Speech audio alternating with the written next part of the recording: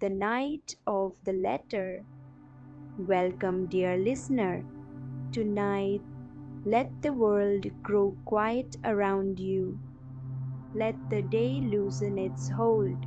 Let your shoulders soften, your breathing slow, and your thoughts drift gently away from everything that needs to be done. Tonight, we travel to a small old town, far away in another time, where the streets were narrow, the windows glowed with candlelight, and spring arrived like a secret. The snow had only recently disappeared from the corners of the courtyards. The earth was still damp, the trees were still bare in places, and yet, everywhere, life was beginning again. A soft April night rested over the rooftops. The stars shone quietly above the town, not brightly, but tenderly, as if they did not wish to wake anyone. A pale moon floated behind a veil of thin clouds. From somewhere beyond the houses came the faint sound of water dripping from the eaves, and now and then a sleepy horse moved in its stable, making the wooden beams creak softly in the dark. In a small upstairs room, a young man named Nicholas sat alone at his writing desk. A candle burned beside him. Its flame leaned first one way, then the other, whenever the night breeze slipped through the old window frame. On the desk before him lay several sheets of paper. Some were clean, some were crossed out, some had been folded, unfolded, and abandoned.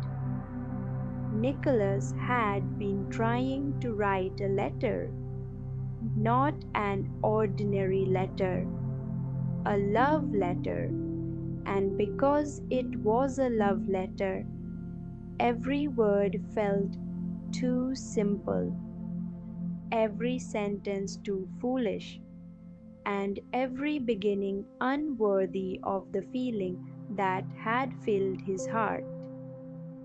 He dipped his pen into the ink, then paused. Outside, the whole town slept, but Nicholas could not sleep. He felt as if some gentle music had begun inside him, though there was no instrument in the room. He felt restless and peaceful at the same time. His hand still remembered the soft pressure of Stella's fingers from earlier that evening. His eyes still saw her face near the garden gate, half hidden behind the green wooden lattice. She had looked back at him only once, but that one glance had changed the night. Before that glance, he had admired her as one admires a lovely spring morning, or a flower on a window sill, or the first star appearing after sunset. After that glance, everything became different. The street became softer, the sky became wider, the ordinary world with its shutters and fences and muddy lanes seemed to glow with quiet meaning. And now, hours later, Nicholas sat at his desk, trying to explain something that could not be explained. He wrote a line, then scratched it out. He began again, then sighed. The candle shortened. The room grew warmer. The shadows along the walls deepened and trembled. On the chair beside him lay his coat, carelessly thrown there when he had returned home. On the floor near the stove was a pair of boots, still marked with traces of evening mud. But Nicholas noticed none of it. He saw only Stella. He saw her light dress beneath the garden trees. He saw the way she lowered her eyes when she laughed. He saw the quiet movement of her hand as she touched the gate before going inside. At last, slowly, he began to write. He did not write cleverly.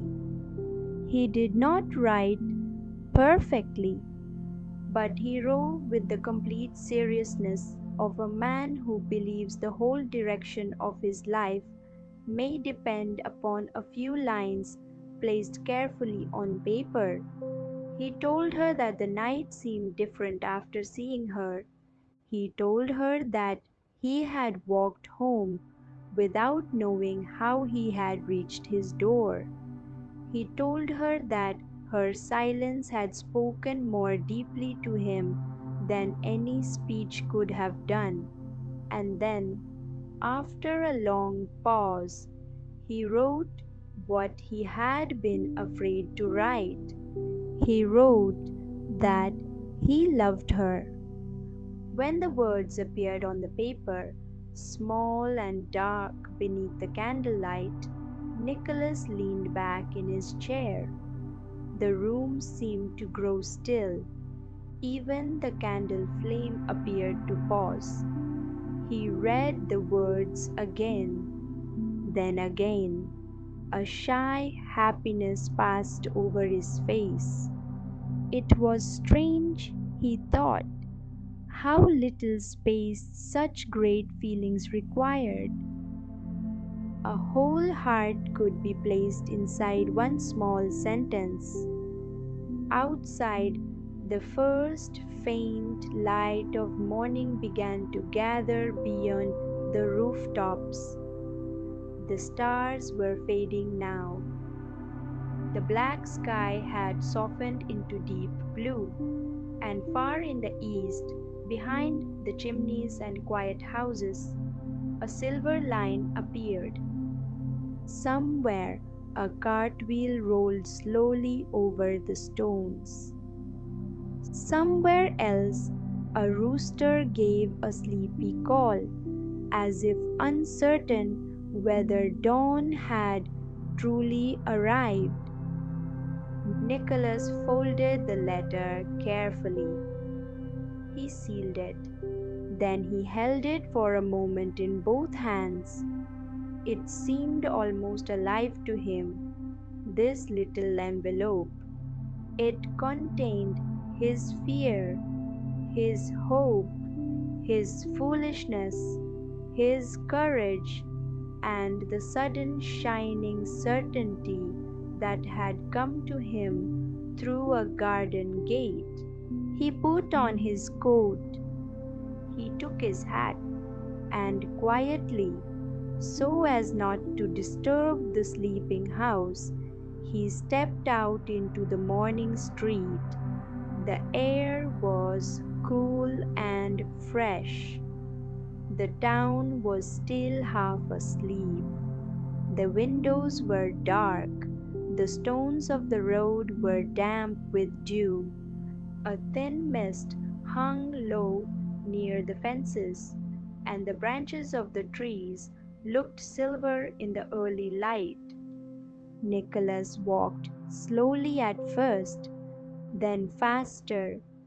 The letter rested close to his heart. At the corner of the street stood a red post box, humble and silent, fastened to the wall near a gate. Beside it, an old porter leaned on his stick, neither fully awake nor fully asleep, his heavy coat wrapped around him like a blanket. Nicholas stopped before the post box. For a moment he hesitated. After he dropped the letter inside, it would no longer belong to him. It would begin its little journey through the town, carried by hands he did not know, toward the house where Stella lived, and perhaps by noon she would hold it. Perhaps she would smile. Perhaps she would blush. Perhaps she would answer. He slipped the letter into the box. It disappeared with a soft sound, and with that small sound, Nicholas felt as though he had placed his future into the quiet hands of morning. He turned back toward home. The sky was growing pale now. Smoke began to rise from chimneys. A factory whistle sounded far away, low and distant. Doors opened. Horses stirred. The town slowly returned to itself. But Nicholas walked as if in a dream. When he reached his room again, the candle had nearly gone out. He lay down without undressing properly, pulled the blanket over himself, and looked toward the window, where dawn was gently entering through the curtains.